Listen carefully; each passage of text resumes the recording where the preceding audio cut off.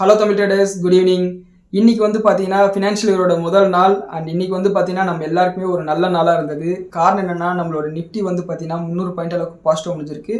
And small cap mid கேப்லாம் வந்து பார்த்தீங்கன்னா 2% 3% அளவுக்கு பாசிட்டிவ் முடிஞ்சிருக்கு. ஆட்டோ செக்டர் ஐடி செக்டரில் வந்து பார்த்தீங்கன்னா 2% 3% அளவுக்கு பாசிட்டிவ் முடிஞ்சிருக்கு. என்ன நடந்ததுன்னா காலையில் நம்மளோட மார்க்கெட்ஸ் வந்து பாசிட்டிவாக கேப் அப்பில் ஓப்பன் ஆகுது. நம்மளோட நிஃப்டி வந்து பார்த்தீங்கன்னா 500 பாயிண்ட் அளவுக்கு கேப் அப்பில் ஓப்பன் ஆகுது. அங்கேருந்து 100 பாயிண்ட் ஏறி ஒரு 10:30 மணிக்கு மேலே ஒரு அப்டேட் வருது. அந்த அப்டேட்லேருந்து பார்த்தீங்கன்னா மார்க்கெட் செல் ஆஃப் ஆகி 300 பாயிண்ட் அளவுக்கு பாசிட்டிவாக முடிஞ்சிருக்கு. முதல்ல இந்த 600 பாயிண்ட் அளவுக்கு கேப் அப் ஆனதுக்கு ஒரு காரணம் இருக்குது. அதுக்கப்புறம் செல் ஆஃப் ஆனதுக்கு ஒரு காரணம் இருக்குது. ரெண்டுத்தையும் வந்து பார்த்துருவோம். முதல் காரணம் கேப் அப் ஆனதுக்கு என்ன ரீசன்னா, நேற்று நைட்டு ஒரு 11 மணிக்கு வந்து பார்த்தீங்கன்னா ஒரு அப்டேட் வருது. ஈரானோட பிரசிடென்ட் பெசஸ்கியன் வந்து நாங்கள் சீஸ்ஃபயருக்கு ஒத்துக்கிறோம், ஆனால் ஒரு கண்டிஷன், நீங்கள் வந்து எங்களுக்கு எதிர்காலத்தில் அட்டாக்ஸ் நடக்காதுன்னு சொல்லிட்டு கேரண்டி கொடுங்கன்னு சொல்லிட்டு கேட்குறாரு. இது வந்து பார்த்தீங்கன்னா மார்க்கெட் பாசிட்டிவாக பார்த்துச்சு. காரணம் என்னென்னா, இத்தனை நாளாக போர் ஆரம்பித்து ஒரு 15 நாளுக்கு மேலேயே ட்ரம்ப் மட்டும்தான் நாங்கள் வந்து ஈரான் கூட பேசிகிட்டு இருக்கோம், ஸ்டேட் ஆஃப் ஹார்மஸ் சீக்கிரமே திறந்துடுவோம், பிரச்சனை முடிஞ்சிடும்னு சொல்லிட்டு இருந்தார். ஆனால் ஈரான் தரப்பில் நாங்கள் வந்து அந்த மாதிரி பேசவே கிடையாது, அவர் பொய் சொல்கிறாரு, அவர் மார்க்கெட் மேனிப்புலேட் பண்ணுறாருன்னு சொல்லிட்டு மறுத்துக்கிட்டே இருந்தாங்க. ஆனால் முதல் முறையாக வந்து பார்த்தீங்கன்னா ஈரான் சைடில் இருந்து ஈரானோட பிரசிடென்ட் வந்து நாங்கள் சீஸ்ஃபயருக்கு ஒத்துக்கிறோன்னு சொன்னது வந்து பார்த்தீங்கன்னா மார்க்கெட் பாசிட்டிவ் எடுத்துக்கிச்சு. அண்ட் இதனோட விளைவாக வந்து பார்த்தீங்கன்னா இதை சொன்ன உடனே அமெரிக்கன் மார்க்கெட் வந்து அவங்களோட டவ் ஜோன்ஸ் 1200 பாயிண்ட் அளவுக்கு பாசிட்டிவ் முடியுது. நாஸ்டாக் வந்து 3% அளவுக்கு பாசிட்டிவ் முடியுது.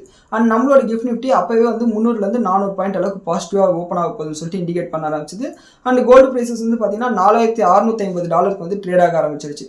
இந்த அளவுக்கு பாசிட்டிவிட்டி இருந்தது. அண்ட் இது வந்து பார்த்தீங்கன்னா இன்னைக்கு காலையிலேயே நம்மளுக்கு வந்து ரிஃப்ளெக்ட் ஆச்சு. இதை பற்றி நம்மளோட வாட்ஸ்அப் சேனல்லையும் நேற்று நைட்டே அப்டேட் பண்ணியிருந்தோம்.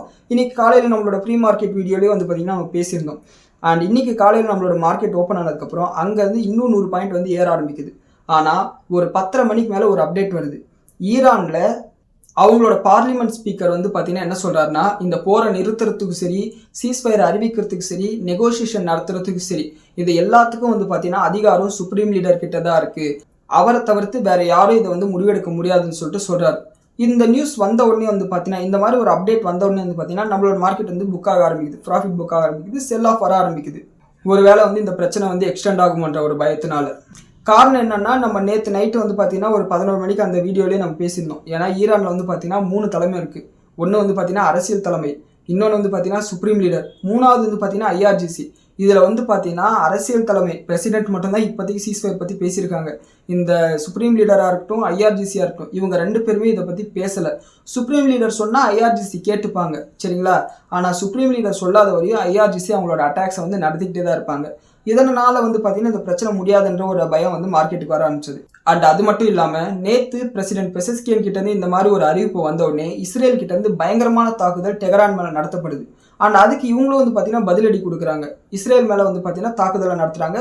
குவைத், பஹ்ரைன் மாதிரியான இடங்களில் வந்து பார்த்தீங்கன்னா அவங்களோட ஆயில் ஃபீல்ட்ஸ் மேலே தாக்குதல் நடத்த ஆரம்பிக்கிறாங்க. அதான் ஈரானோட பிரசிடென்ட் வந்து சீஸ்ஃபயர்னு சொல்லிட்டு சொல்லிட்டாரு இல்லையா? இதுக்கு மேலே இவனுக்கு எதுக்கு தேவையில்லாமல் வம்புக்கு இழுக்கிறாங்க, இதை புரியாமல் பண்ணுறாங்கன்னு கேட்டால் அவங்க வந்து தெளிவாக புரிஞ்சுட்டு தான் பண்ணுறாங்க. இதுதான் சான்ஸ். இப்போ விட்டோம்னா ஈரான் அதுக்கப்புறம் அடிக்கவே முடியாது. இப்போவே ஈரானை அடித்து முடிச்சணும்னு சொல்லிட்டு இஸ்ரேலும் நினைக்குது, கல்ஃப் கண்ட்ரீஸும் நினைக்கிறாங்க. காரணம் என்னென்னா, ஈரான் வந்து பார்த்தீங்கன்னா அந்த பிராந்தியத்தில் சக்தி வாய்ந்த ஒரு நாடு. அது மட்டும் இல்லாமல் அவங்களுக்கு நிறைய ப்ராக்சிஸ் இருக்குது. ஹவுத்தி, ஹமாஸ், ஹிஸ்புல்லா, இந்த மாதிரி நிறைய ப்ராக்சிஸ் இருக்குது. அவங்களாம் இருக்கிற வரையும் வந்து பார்த்தீங்கன்னா இந்த பிராந்தியத்தில் வந்து அமைதி இருக்காது, நம்மளை வந்து பார்த்தீங்கன்னா பழைய காலத்துக்கே கூட்டிகிட்டு போயிடுவாங்கன்ற பயம் வந்து பார்த்தீங்கன்னா கல்ஃப் கண்ட்ரிஸ் இருக்குது. ஈரானுக்கு வந்து பார்த்தீங்கன்னா அஃப்கோர்ஸ் அவங்களோட ஐடியாலஜிஸ் வேறுன்றதுனால வந்து அவங்களுக்குள்ளார சண்டை இருக்குது. இதனால தான் வந்து பார்த்தீங்கன்னா இந்த மாதிரி சீஸ்ஃபயர் வந்துருமோன்ற பயத்தில் இவங்க வந்து அட்டாக்ஸ் வந்து பார்த்தீங்கன்னா இன்டென்சிஃபை பண்ணியிருக்காங்க. இப்போது நீங்களே சொல்லுங்களேன், இத்தனை நாள் வரையும் பார்த்தீங்கன்னா ட்ரம்ப் வந்து இறங்கி வந்துட்டே இருந்தார். முதல் முறையாக வந்து பார்த்தீங்கன்னா ஈரானு இறங்கி ஒரு ஸ்டெப் வந்திருக்காங்க. இதுதான் சான்ஸ்ன்னு சொல்லிட்டு சீஸ்ஃபயர் வந்திருக்கும். ஆனால் இவனுங்க பண்ண அட்டாக்ல ஈரான் வந்து மறுபடியும் இல்லை நாங்கள் வந்து எத்தனை நாள் ஆனாலும் சண்டே நடத்துகிறோம், ஸ்டேட் ஆஃப் ஹார்மஸாக திறக்க முடியாது, பார்த்துக்கலாம் போங்கன்னு சொல்லிட்டாங்க. இதன் காரணமாக வந்து பார்த்தீங்கன்னா காலையில் ஒரு ஸ்டேஜில் க்ரூட் ஆயில் வந்து $100 கீழே ட்ரேட் ஆச்சு. மறுபடியும் வந்து பார்த்தீங்கன்னா $105 போயிடுச்சு. அண்ட் இந்த விஷயத்தில் வந்து பார்த்தீங்கன்னா ட்ரம்ப் என்ன சொல்கிறாருன்னா, முதல்ல வந்து அந்த 48 மணி நேரம் டைம் கொடுக்குறேன்னு சொல்லிட்டு போன வாரத்துக்கு முந்தின வாரம் சனிக்கிழமை சொல்லியிருந்தார் இல்லையா? அதுக்கப்புறம் வந்து பார்த்தீங்கன்னா 5 நாள் டைம் கொடுக்குறேன்னு சொன்னார். போன வாரம் வெள்ளிக்கிழமை 10 நாள் டைம் கொடுத்து ஏப்ரல் 6ஆம் தேதிக்கு மேலே வந்து நான் அடிக்கிறேன்னு சொல்லியிருந்தார். இந்த மாதிரி வந்து பார்த்தீங்கன்னா ட்ரம்ப் வந்து பார்த்தீங்கன்னா மெதுவாக மெலோடவுன் ஆகிட்டார். அவரும் வந்து லேஸ்பட்ட ஆள் கிடையாது. என்ன விஷயம்னா, போன வாரம் சனிக்கிழமை வந்து பார்த்தீங்கன்னா 90 லட்சம் மக்கள் வந்து அவருக்கு எதிராக வந்து போராட்டம் பண்ணியிருக்காங்க அமெரிக்காவில். இப்போ வந்து ஒரு 6 மாதத்தில் நவம்பர் மாதத்தில் வந்து பார்த்தீங்கன்னா அவங்களுக்கு வந்து மிட் டேர்ம் எலெக்ஷன் வருது. இதே மாதிரி மக்கள்கிட்ட எதிர்ப்பு இருந்தால் கண்டிப்பாக மிட் டேர்ம் எலெக்ஷனில் வந்து தோற்றுடுவார். மிட் டேர்ம் எலெக்ஷனில் தோத்துட்டாருன்னா அடுத்த 2 வருஷம் வந்து பார்த்தீங்கன்னா ட்ரம்ப் வந்து ஒரு பல்ல பிடுங்கின பாம்பு மாதிரி தான் இருக்கணும். அவருக்கு வந்து பெரிய அதிகாரம் இருக்காது. இதனால தான் வந்து பார்த்தீங்கன்னா ஓகே இது வந்து நம்மளுக்கு நெகட்டிவாக போயிட்டு இருக்கு, மெதுவாக இதுலேருந்து கண்டுக்கலாம்னு சொல்லிட்டு அவர் வந்து பேச்சுவார்த்தைக்கு வராரு. லாஸ்ட் 2 நாளில் ட்ரம்ப் என்ன அப்டேட் பண்ணாருன்னா, ஸ்டேட் ஆஃப் ஹார்மஸை திறக்காமல் போங்க, நாங்கள் வந்து எங்களோட படைகளை கூட்டிட்டு நாங்கள் அமெரிக்காக்கே போகிறோம், ஒன்ஸ் நாங்கள் போயிட்டோம்னா இந்த ஸ்டேட் ஆஃப் ஹார்மஸை ஆட்டோமேட்டிக்காக திறந்துடுவாங்க அப்படின்னு சொல்கிறாரு. அண்ட் அது மட்டும் இல்லாமல் நேற்று அவரோட சோஷியல் மீடியாவில் என்ன சொல்கிறாருன்னா, இது நாள் வரையும் வந்து பார்த்தீங்கன்னா நாங்கள் ஈரான் கூட சண்டை போட்டுட்டு இருந்தோம், நேட்டோ எங்களுக்கு ஆதரவு கொடுக்க மாட்டேன்றாங்க, ஐரோப்பிய நாடுகள் எங்களுக்கு ஆதரவு கொடுக்க மாட்டேன்றாங்க, இந்த ஸ்டேட் ஆஃப் ஹார்மஸை பயன்படுத்துகிற நாடுகளும் எங்களுக்கு ஆதரவு கொடுக்க மாட்டேன்றாங்க, அதாவது நம்மள சொல்கிறாரு. ஸோ நான் மட்டும் எதுக்கு தனியாக சண்டை போடணும், யோ நாங்களாயா உன்னை சண்டை போட சொன்னோம், நீயா போய் சண்டை போட்டுட்டு நான் பெரிய இவன் சொல்லிட்டு பேசிட்டு கடைசியில் எங்கள் மேலே பழிய போடுறீன்ற மாதிரி தான் இருக்குது. அண்ட் அது மட்டும் இல்லாமல் உங்களுக்கு க்ரூட் ஆயில் வேணும்னா என்கிட்ட நிறைய இருக்குது, அதாவது அமெரிக்கா கிட்ட நிறைய இருக்குது, வந்து வாங்கிக்கோங்க, அப்படி இல்லையா நீங்களே உங்களோட கப்பலையெல்லாம் எடுத்துகிட்டு போய் ஸ்டேட் ஆஃப் ஹார்மஸில் போய் க்ரூட் ஆயில் வாங்கிட்டு வந்துருங்கன்னு சொல்லிட்டு சொல்கிறார். அண்ட் அது மட்டும் இல்லாமல் இன்னைக்கு ஈவினிங் ஒரு போஸ்ட் போட்டிருக்காரு. அதில் அவர் என்ன சொல்லியிருக்காருன்னா, முன்ன இருந்த ரெஜிம் மாதிரி கிடையாது, இப்போ ஈரானில் இருக்கக்கூடிய ரெஜிம் வந்து நல்ல ரெஜிமாக இருக்குது, சொல்கிற பேச்சை கேட்டுக்கிறாங்க. அண்ட் அது மட்டும் இல்லாமல் சீஸ்ஃபயர் வேணும்னு சொல்லி கேட்குறாங்க, ஸ்டேட் ஆஃப் ஹார்மஸும் திறந்துடுறதா சொல்லியிருக்காங்க. ஸோ அதனால் வந்து பார்த்தீங்கன்னா இந்த பிரச்சனை சீக்கிரமாக முடிஞ்சிடும், ஒரு 2 வாரத்துக்குள்ளார எங்களோட படைகள் வந்து பார்த்தீங்கன்னா நாங்கள் ஈரான்லேருந்து வெளியே கொண்டு வந்துடுவோம்னு சொல்கிறாரு. ஓகே பிரச்சனை முடிஞ்சிடும்னு பார்த்தா இஸ்ரேல் வந்து ஒரு அறிவிப்பு கொடுக்குறாங்க, அவங்களோட பெஞ்சமின் நெத்தன்யாகு வந்து ஒரு அறிவிப்பு கொடுக்குறாரு. அமெரிக்கா போனால் என்ன, நாங்கள் புதுசாக ஒரு கூட்டணி அமைச்சு ஈரான் மேலே தாக்குதல் நடத்துவோம்னு சொல்லியிருக்காங்க. காரணம் என்னன்னா, குவைத், பஹ்ரைன் மாதிரியான நாடுகள் வந்து பார்த்தீங்கன்னா ஈரான் கூட நாங்கள் சண்டைக்கு போகிறோம் அப்படின்னு சொல்லிட்டு இன்னைக்கு வந்து அறிவிச்சிருக்காங்க. ஸோ இந்த பிரச்சனை வந்து பார்த்தீங்கன்னா அடுத்து எந்த டைமென்ஷனில் போகும்னு சொல்லிட்டு யாராலுமே தெளிவாக சொல்ல முடியல, நம்ம பொறுத்திருந்தா பார்க்கணும். அண்ட் இன்னைக்கு நைட்டு, அதாவது அமெரிக்கன் மார்க்கெட் முடிஞ்சதுக்கப்புறம் வந்து பார்த்தீங்கன்னா ட்ரம்ப் வந்து ப்ரெஸ் கான்ஃபரன்ஸ் கொடுக்குறாரு. இது வந்து பார்த்தீங்கன்னா நாளைக்கு காலையில் விடியற் காலையில் நம்மளுக்கு வந்து அப்டேட் ஆகும். ஸோ அதில் வந்து பார்த்தீங்கன்னா ட்ரம்ப் என்ன சொல்கிறாருன்றது பொறுத்து தான் நம்மளோட ஃபினான்ஷியல் மார்க்கெட்ஸ் எல்லாம் இருக்க போகுது. அமெரிக்கா உதவி செய்யாமல் இஸ்ரேலாலையும் சரி கல்ஃப் கண்ட்ரிஸாலையும் சரி ரொம்ப நாளைக்கு ஈரானோட தாக்கு பிடிக்க முடியாது. ஸோ ஆட்டோமேட்டிக்காக அமெரிக்கா இந்த போர்லேருந்து வெளியே போனாலே அமைதி வந்துருன்றதா என்னோட கணிப்பு. அடுத்து நம்மளோட மார்க்கெட் அனாலிசிஸ்க்கு வந்தோம்னா, நம்ம இந்த வீடியோட ஸ்டார்டிங்லேயே சொன்ன மாதிரி நிஃப்டி காலையில் கேப் அப் ஓப்பன் ஆச்சு, அங்கேருந்து ஒரு 100 பாயிண்ட் ரேலி ஆகிட்டு அதுக்கப்புறம் இந்த ஈரான் கிட்டேருந்து வந்த அப்டேட் காரணமாக வந்து பார்த்தீங்கன்னா அதுக்கப்புறம் ஒரு செல் ஆஃப் வந்தது. அண்ட் 4 இறுதியில் வந்து பார்த்தீங்கன்னா 1% மேலே நம்மளோட நிஃப்டி பாசிட்டிவாக முடிஞ்சது. ஆனால் நம்மளோட mid cap small cap indexes வந்து பார்த்தீங்கன்னா 2%லேருந்து 3% அளவுக்கு பாசிட்டிவாக முடிஞ்சது. அதனால் இன்னைக்கு உங்களோட எல்லாரோட போர்ட்ஃபோலியோ பெரிய அளவில் பாசிட்டிவாக இருந்திருக்கிறதுக்கு வாய்ப்பு இருக்குது. காரணம் என்னன்னா, ஓவராலாக வந்து பார்த்தீங்கன்னா இது ப்ராட் பேஸ் ரேலின்னு தான் சொல்லணும். காரணம் என்னன்னா, இந்த பிரச்சனை முடிய போது ஆல்ரெடி மார்க்கெட் சீப்பாக இருக்குது, இப்போவே நம்ம ஷேர்ஸை வாங்கணும்னு சொல்லிட்டு எல்லாரும் இறங்கியிருக்காங்க. என்னோட பர்சனல் அட்வைஸ் என்னன்னா, இப்போதைக்கு உங்ககிட்ட 100 ரூபாய் வந்து கேஷாக இருக்குன்னு வச்சுக்கோங்களேன், ஆல்ரெடி நீங்கள் வாங்கி வச்சிருக்க ஷேர் விட்டுருங்க. 100 ரூபாய் அளவுக்கு கேஷ் இருக்குன்னா 25 ரூபாவை மட்டும் நீங்கள் இப்போதைக்கு இன்வெஸ்ட் பண்ணுங்கள், பாக்கி 75 ரூபா கேஷாக வச்சுக்கோங்க. மேற்கொண்டு ஏதாவது பாசிட்டிவான அப்டேட், நாளைக்கு காலையில் வந்து பார்த்தீங்கன்னா ட்ரம்ப் வந்து பேச போகிறாரு, அதில் பாசிட்டிவான சில அப்டேட் இருந்தால் மறுபடியும் மார்க்கெட் வந்து ஏற ஆரம்பிக்கும். அதுக்கப்புறம் வந்து பார்த்தீங்கன்னா பாக்கி இருக்கிற 75 ரூபாய் நீங்கள் இன்னும் 25 ரூபாய் நீங்கள் இறக்கலாம். அண்ட் அடுத்து வந்து செக்டோரல் வைஸ் பார்த்தோம்னா இன்னைக்கு எல்லா செக்டரும் பாசிட்டிவ் வந்தது, accept pharma and health care வந்து நெகட்டிவாக இருந்தது. அதுவும் பார்த்தீங்கன்னா 1%லேருந்து 0.5% அளவுக்கு தான் நெகட்டிவாக இருந்தது. காரணம் என்னன்னா, இத்தனை நாள் வந்து பார்த்தீங்கன்னா ஓவரால் மார்க்கெட் விழும்போது ஃபார்மா அண்ட் ஹெல்த் கேர் வந்து பெரிய அளவில் விழலை. ஸோ இன்வெஸ்டர்ஸ் வந்து எப்படி நினைப்பாங்கன்னா, இப்போ வந்து எல்லா கம்பெனிஸும் வந்து பார்த்தீங்கன்னா 20%, 30%, 40% அளவுக்கு சீப்பாக இருக்குது, இப்போதைக்கு ஃபார்மா வந்து பார்த்தீங்கன்னா பாசிட்டிவாக இருக்குது, ஸோ அதில் ஷேர்ஸை விற்றுட்டு இதில் இன்வெஸ்ட் பண்ணலாம்னு சொல்லிட்டு நினைப்பாங்க. அதனால தான் இந்த செல் ஆஃப் வந்திருக்கு. மற்றபடி செக்டோரல் இம்பாக்ட் இருக்கிறதா எனக்கு தெரியல. அண்ட் கோல்டு ப்ரைஸஸ்க்கு வந்தோம்னா கிட்டத்தட்ட $4,700 மேலே ட்ரேட் ஆகிட்டு இருக்கு. காரணம் இந்த பிரச்சனை முடிய போகுதுன்ற ஒரு நம்பிக்கை தான். அண்ட் அது மட்டும் இல்லாமல் கோல்டு ப்ரைஸஸ் லாஸ்ட் ஒரு 10 நாளாக விழுந்ததுக்கு காரணம் என்னன்னு சொல்லிட்டு நம்மளோட நேற்று அனாலிசிஸ் வீடியோவில், அதுக்கு முந்தின நேற்று அனாலிசிஸ் வீடியோவில் நம்ம பேசியிருந்தோம். துருக்கி அதே மாதிரி சவுதி அரேபியா வந்து பார்த்தீங்கன்னா பெரிய அளவில் தங்கத்தை விற்றதுனால தான் வந்து பார்த்தீங்கன்னா கோல்டு ப்ரைஸஸ் விழுந்திருக்கு. ஸோ ஒன்ஸ் அவங்க கிட்ட இருந்து சப்ளை குறைஞ்சோடனே கோல்டு வந்து ரெக்கவர் ஆக ஆரம்பிச்சிருக்கு. அண்ட் கோல்டு ப்ரைஸஸ் வந்து பார்த்தோம்னா இன்னைக்கு காலையில் ஒரு பாயிண்ட் ஆஃப் டைமில் இன்டர்நேஷனல் மார்க்கெட்டில் பயங்கரமாக இன்க்ரீஸ் ஆச்சு. ஆனால் அந்த அளவுக்கு நம்மளோட டொமஸ்டிக் மார்க்கெட்டில் இன்க்ரீஸ் ஆகலை. காரணம் என்னன்னா, நம்மளோட இந்தியன் ருப்பி வந்து அப்ரிஷியேட் ஆயிருக்கு. டாலரில் தான் கோல்டோட விலை வந்து இன்டர்நேஷனல் மார்க்கெட்டில் ட்ரேட் ஆகும். ஸோ டாலருக்கு நிகரான இந்திய ரூபா வந்து பார்த்தீங்கன்னா அப்ரிஷியேட் ஆகும்போது அது வந்து நம்மளுக்கு ரிஃப்ளெக்ட் ஆகலை. ஒன்ஸ் இந்த பிரச்சனை முடிய போகுது, இதுக்கு மேலே க்ரூட் ஆயிலுக்கு நம்ம அதிகமாக டாலர் கொடுக்க வேண்டிய அவசியம் இருக்காதுன்ற கிளாரிட்டி மார்க்கெட்டுக்கு வந்த உடனே நம்மளோட இந்தியன் ருப்பி வந்து அப்ரிஷியேட் ஆக ஆரம்பிச்சிருக்கு. இன்னைக்கு வந்து ஒரு பாயிண்ட்ல வந்து நம்மளோட இந்தியன் ருப்பி $93.25 பர் டாலர்ன்ற அளவுக்கு ட்ரேட் ஆகிட்டு இருந்தது. அதனோட காரணமாக தான் வந்து பார்த்தீங்கன்னா கோல்டில் வந்து அந்த அளவுக்கு ரிஃப்ளெக்ஷன் வரல. ஸோ கொஞ்சம் கொஞ்சமாக இது சரியாயிடும்னு சொல்லிட்டு நம்ம எதிர்பார்க்கலாம். அண்ட் எஃப்ஐஐ டேட்டாக்கு வந்தோம்னா இன்னைக்கு எஃப்ஐஐஸ் வந்து பார்த்தீங்கன்னா 8,331 கோடி ரூபாய்க்கு செல் பண்ணியிருக்காங்க. அண்ட் டிஐஎஸ் வந்து பார்த்தீங்கன்னா 7,172 கோடி ரூபாய்க்கு பை பண்ணியிருக்காங்க. ஸோ இதுதான் அந்த டேட்டா. அண்ட் எஃப்ஐஎஸோட ஃபியூச்சர் இண்டெக்ஸ் பொசிஷன்ஸ் வந்து பார்த்தோம்னா கிட்டத்தட்ட 85% ஷார்ட் பொசிஷன்ஸ் தான் அவங்க மெயின்டைன் பண்ணுறாங்க. அண்ட் இன்னிலேருந்து ஃபியூச்சர்ஸில் யாராவது ட்ரேட் பண்ணுறீங்கன்னா உங்களுக்கு வந்து எஸ்டிடி அதிகப்படுத்தியிருக்காங்க, அதனால உங்களோட பிரேக் ஈவன் வந்து அதிகமாக இருக்கும். அண்ட் சோஷியல் மீடியாவில் நான் பார்த்த வரையும் வந்து பார்த்தீங்கன்னா ஸ்லிப்பேஜஸ் வந்து அதிகமாக இருக்குன்னு சொல்கிறாங்க. ஸோ ஃபியூச்சர்ஸில் யாரும் ட்ரேட் பண்ணாதீங்க, அது வந்து நம்மளுக்கு நல்லது கிடையாது. அண்ட் இன்னைக்கு வந்து பார்த்தீங்கன்னா மார்ச் மாதத்தோட ஜிஎஸ்டி கலெக்ஷன் டேட்டாவும் வந்திருக்கு. கிட்டத்தட்ட ஜிஎஸ்டி கலெக்ஷன் வந்து பார்த்தீங்கன்னா 8% அளவுக்கு இன்க்ரீஸ் ஆயிருக்கு. இது என்ன காட்டுதுன்னா டொமஸ்டிக் டிமாண்ட் வந்து பார்த்தீங்கன்னா இன்டாக்டாக தான் இருக்குது, ஃபாரின் எக்ஸ்போர்ட்ஸ் மட்டும் தான் குறைஞ்சிருக்குன்னு சொல்லிட்டு காமிக்குது.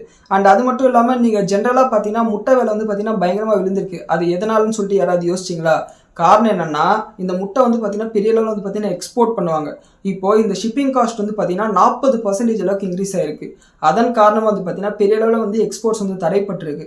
ஸோ இதனால தான் வந்து பார்த்தீங்கன்னா டொமஸ்டிக் மார்க்கெட்டில் முட்டை விலை விழுந்திருக்கு. ஸோ இது வந்து மற்ற கமாடிட்டிஸ்லையும் நம்மளுக்கு ரிஃப்ளெக்ட் ஆகும். பெரிய அளவில் வந்து ஏற்றுமதி ஆகலைன்னா டொமஸ்டிக் மார்க்கெட்டில் விலை வந்து குறைய ஆரம்பிக்கும். அண்ட் அது மட்டும் இல்லாமல் ஏற்றுமதி பண்ணக்கூடிய நிறைய பேருக்கு வந்து பார்த்தீங்கன்னா பிஸ்னஸில் லாஸஸ் வரும். ஸோ அதை வந்து கொஞ்சம் பார்த்துக்கோங்க. அண்ட் அடுத்து ஸ்டாக் ஸ்பெசிஃபிக் நியூஸ்னு வந்தோம்னா, இன்னைக்கு வந்து ஆட்டோ ஸ்டாக்ஸோட மந்த்லி டேட்டா வந்து ரிலீஸ் பண்ணியிருந்தாங்க. மார்ச் மாதத்துல என்ன சேல்ஸ் பண்ணாங்கன்னு சொல்லிட்டு. இதில் அசோக் லேலண்ட் மட்டும் வந்து பார்த்தீங்கன்னா பயங்கரமாக விழுந்திருக்கு. காரணம் என்னன்னா, அவங்களோட சேல்ஸ் வந்து எக்ஸ்பெக்டேஷன் அளவுக்கு இல்லைன்றதுனால அவங்களோட ஷேர் ப்ரைஸ் கிட்டத்தட்ட 4% அளவுக்கு விழுந்திருக்கு. ஸோ இது அசோக் லேலண்டில் இன்வெஸ்ட் பண்ணியிருக்கவங்க நோட் பண்ணியிருக்காங்க. அடுத்து பாரத் எலக்ட்ரானிக்ஸ்க்கு வந்து பார்த்தீங்கன்னா ஒரு பாசிட்டிவான அப்டேட் வந்திருக்கு. அதாவது இந்தியன் ஆர்மி கிட்ட இருந்து இவங்களுக்கு 1950 கோடி ரூபாய் மதிப்புள்ள ஆர்டர் வந்து கிடைச்சிருக்கிறதா சொல்லியிருக்காங்க. ஸோ இந்த ஆர்டர் என்னன்னா, மலைப்பகுதிகளில் வந்து பார்த்தீங்கன்னா ரேடார்ஸ் இருக்கு இல்லையா, அந்த ரேடார்ஸை சப்ளை பண்ணுங்கன்னு சொல்லிட்டு இவங்களுக்கு ஆர்டர் கொடுத்துருக்காங்க. அண்ட் இவங்களோட ஆர்டர் புக் வந்து 74,000 கோடி ரூபாய்க்கு இருக்கிறதா சொல்லியிருக்காங்க. இது எல்லாமே அவங்களுக்கு பாசிட்டிவான அப்டேட். அதனால இன்னைக்கு ஷேர் ப்ரைஸ் வந்து பயங்கரமாக ரியாக்ட் பண்ணிச்சு. அண்ட் அடுத்து வந்து பார்த்தீங்கன்னா இன்னைக்கு கேபிட்டல் மார்க்கெட் ஷேர்ஸில் வந்து பார்த்தீங்கன்னா ஒரு பாசிட்டிவிட்டி இருந்தது. இந்த பிஎஸ்சி மாதிரி இருக்கட்டும், அதே மாதிரி புரோக்கர்ஸோட ஷேர் ப்ரைஸ் எல்லாம் வந்து பாசிட்டிவ் வந்தது. காரணம் என்னன்னா, இந்த ப்ரொப்ரைட்டரி டெஸ்க்ல வந்து ட்ரேட் பண்றவங்களுக்கு வந்து ஆர்பிஐ சில ரெஸ்ட்ரிக்ஷன் வந்து ஒரு மாசத்துக்கு முன்னாடி கொண்டு வந்தாங்க. அண்ட் இதுக்கு மேலே வந்து பார்த்தீங்கன்னா நீங்கள் ஃபண்ட்ஸ் வந்து ஃபுல்லாக கேஷில் மெயின்டைன் பண்ணணும், இந்த மாதிரி சில ரூல்ஸ் கொண்டு வந்தாங்க. அண்ட் இந்த ரூல்ஸ் வந்து பார்த்தீங்கன்னா ஏப்ரல் 1ஆம் தேதியிலிருந்து இம்ப்ளிமெண்ட் ஆகும்னு சொல்லியிருந்தாங்க. ஸோ இன்னொரு 3 மாதத்துக்கு வந்து பார்த்தீங்கன்னா ரிலாக்ஸேஷன் கொடுத்ததுனால இன்னைக்கு வந்து கேபிட்டல் மார்க்கெட் ஓரியன்ட் ஷேர்ஸ் வந்து பாசிட்டிவ் ரேட் பண்ணிருக்கு. அண்ட் நிறைய ஏஎம்சி கம்பெனிஸ் வந்து பார்த்தீங்கன்னா இன்னைக்கு பாசிட்டிவ் ரேட் பண்ணிச்சு. அண்ட் அதுக்கு காரணம் வந்து பார்த்தீங்கன்னா மார்க்கெட் ஃபுல்லாகவே பாசிட்டிவாக இருக்கிறதுனால மியூச்சுவல் ஃபண்ட் இன்ஃப்ளோஸ் அதிகமாக இருக்கிறதுக்கு வாய்ப்பு இருக்குது. அதனால அவங்களோட ப்ராஃபிட் அதிகமாகும் இல்லையா, அதனால வந்து பார்த்தீங்கன்னா சென்டிமெண்டல் ரீசன்ஸ் காரணமாக இன்னைக்கு வந்து அந்த ஷேர்ஸ் அதிகமாக இருந்தது. அண்ட் அடுத்து வந்து பார்த்தீங்கன்னா ஐடி எம்ப்ளாயிஸ்க்கு வந்து பார்த்தீங்கன்னா ஒரு நெகட்டிவான விஷயம், ஒராக்கல் வந்து உலகம் ஃபுல்லாக இன்னைக்கு ஒரே நாளில் 30,000 பேரை வேலையிலேருந்து எடுத்திருக்காங்க. இன்னைக்கு காலையில் வந்து 6 மணிக்கு. அண்ட் இன்னைக்கு காலையில் 6 மணினா அவங்களோட டைமுக்கு வந்து பார்த்தீங்கன்னா ஈவினிங் டைம். அப்போ வந்து பார்த்தீங்கன்னா ஒரு மெயில் வருது, இந்த மாதிரி மேனேஜ்மெண்ட்டில் சில சேஞ்சஸ் பண்ணியிருக்கிறதுனால உங்களை வேலையை விட்டு எடுக்கிறோம்னு சொல்லிட்டு. அண்ட் இதில் வந்து இந்தியாவில் வந்து பார்த்தீங்கன்னா 12,000 பேரை வந்து வேலையிலேருந்து எடுத்திருக்காங்க. இதுக்கு காரணம் வந்து பார்த்தீங்கன்னா ஆர்டிஃபிஷியல் இன்டெலிஜென்ஸ் வந்து இன்புட் பண்ணது தான். அண்ட் அதனால் வந்து பார்த்தீங்கன்னா ஒர்க் ஃபோர்ஸ் வந்து குறைக்கிறதுக்கு இவங்க இதை பண்ணியிருக்காங்க. இதை நம்ம ஏற்கனவே பேசினது தான். ஆர்டிஃபிஷியல் இன்டெலிஜென்ஸ் வரது வந்து பார்த்தீங்கன்னா கம்பெனிஸ் ஒரு ஸ்டேஜில் வந்து காஸ்ட்டை கண்ட்ரோல் பண்ணணும்னு சொல்லிட்டு வேலையில் வந்து ஆட்களை எடுத்துகிட்டே இருப்பாங்க. இதனால் ஐடி எம்ப்ளாயிஸ் வந்து பெரிய அளவில் பாதிக்கப்படுவாங்கன்னு சொல்லியிருந்தோம். ஸோ இது வந்து பார்த்தீங்கன்னா ரொம்ப பயத்தை உண்டாக்குது. என்ன நடக்குதுன்னு சொல்லிட்டு பொறுத்து இருந்தால் பார்க்கணும். அண்ட் அடுத்து வந்து பார்த்தீங்கன்னா ஜாகல் ப்ரீபெய்ட் ஷேர்ஸ் வந்து பார்த்தீங்கன்னா அவங்களோட ரெவன்யூ கைடன்ஸ் கொடுத்துருக்காங்க அடுத்த ஃபினான்ஷியல் இயருக்கு. இவங்க என்ன சொல்கிறாங்கன்னா, அடுத்த வருஷம் 40% அளவுக்கு ரெவன்யூ இன்க்ரீஸ் ஆகும்னு சொல்லியிருக்காங்க. இது வந்து பார்த்தீங்கன்னா ஒரு பாசிட்டிவான அப்டேட். அண்ட் அடுத்து வந்து பார்த்தீங்கன்னா கவர்மெண்ட் என்ன சொல்கிறாங்கன்னா, 1 லிட்டர் டீசல் விற்கும்போது இந்த ஆயில் மார்க்கெட்டிங் கம்பெனிஸ், அதாவது ஐஓசிஎல், பிபிசிஎல், ஹெச்பிசிஎல்கெல்லாம் வந்து பார்த்தீங்கன்னா 1 லிட்டர் டீசல் விற்கும்போது 100 ரூபாய் அளவுக்கு நஷ்டம் வருது. அதே மாதிரி 1 லிட்டர் பெட்ரோல் விற்கும்போது 24 ரூபாய் அளவுக்கு நஷ்டம் வருதுன்னு சொல்லியிருக்காங்க. காரணம் க்ரூட் ஆயிலோட விலை வந்து இன்க்ரீஸ் ஆனது தான். அண்ட் அடுத்து வந்து பார்த்தீங்கன்னா டிமார்ட்டுக்கு வந்து ஒரு பாசிட்டிவான அப்டேட். அண்ட் இவங்களோட ஓவரால் ஸ்டோர் கவுண்ட் வந்து பார்த்தீங்கன்னா 500 நம்பரை ரீச் பண்ணிருக்கு. அண்ட் இதனால் வந்து பார்த்தீங்கன்னா இன்னைக்கு ஒரு ஸ்டேஜில் ஷேர் ப்ரைஸ் வந்து 9% அளவுக்கு பாசிட்டிவ் வந்தது. இது வந்து பார்த்தீங்கன்னா டிமார்ட்டோட ஷேர் ஹோல்டர்ஸ் வந்து நோட் பண்ணிக்கோங்க. அண்ட் அடுத்து வந்து பார்த்தீங்கன்னா வேதாந்தோட ஷேர் ப்ரைஸ் வந்து இன்னைக்கு 4% அளவுக்கு பாசிட்டிவ் வந்தது. அதுக்கு காரணம் என்னன்னா, டீமர்ஜரோட நியூஸ் வந்துச்சு, டீமர்ஜர் கன்ஃபார்ம்னு சொல்லிட்டு நம்மளுக்கு அப்டேட் ஆயிடுச்சு. அண்ட் அது மட்டும் இல்லாமல் சில்வர், அலுமினியம் மாதிரியான கமாடிட்டிஸ் ப்ரைஸஸ் இன்க்ரீஸ் ஆகிறதுனால இவங்களுக்கு வந்து பெனிஃபிட் இருக்குது.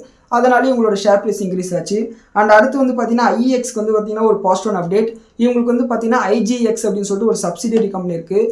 அவங்களோட வந்து என்எஸ்சி வந்து ஒரு பார்ட்னர்ஷிப் போட்டிருக்காங்க. இதுக்கு மேலே கேஸ் கான்ட்ராக்ட்ஸில் வந்து பார்த்தீங்கன்னா டெரிவேட்டிவ்ஸை கொண்டு வர போகிறதா என்எஸ்சி சொல்லியிருக்காங்க.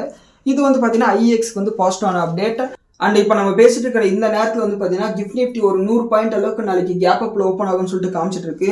அண்ட் இது வந்து பார்த்தீங்கன்னா ஆஸ் ஆஃப் நவ் இருக்கிற டேட்டா தான். அண்ட் இதுக்கு மேலே வந்து பார்த்தீங்கன்னா ட்ரம்ப் என்ன பேச போகிறாரு, ஈரான் இஸ்ரேல் அட்டாக்ஸ் அதிகமாகுதா, இதை பொறுத்து தான் நாளைக்கு நம்மளோட மார்க்கெட்டோட ஓப்பனிங் இருக்கும். அது என்ன ஏதுன்றதை நம்மளோட வாட்ஸ்அப் சேனல்லையும் நாளைக்கு காலையில் ப்ரீ மார்க்கெட் ரிப்போர்ட்லேயும் சொல்கிறேன். அண்ட் இந்த வீடியோவில் இருக்கிற தகவல்கள் வந்து உங்களுக்கு யூஸ்ஃபுல்லாக இருக்குன்னு சொல்லிட்டு நம்புகிறேன். ஒருவேளை இதில் இருக்கிற தகவல்கள் உங்களுக்கு யூஸ்ஃபுல்லாக இருக்குன்னு நீங்கள் நினச்சிங்கன்னா இந்த வீடியோவை ரெடி பண்ண நான் போட்டிருக்கிற எஃபோர்ட்டை பாராட்டுறதுக்கு ஒரு லைக்கை கொடுங்க. நம்ம சேனலுக்கு சப்ஸ்கிரைப் பண்ணிக்கோங்க. அண்ட் இந்த வீடியோ உங்கள் நண்பர்களுக்கும் அனுப்புங்க. நன்றி, வணக்கம்.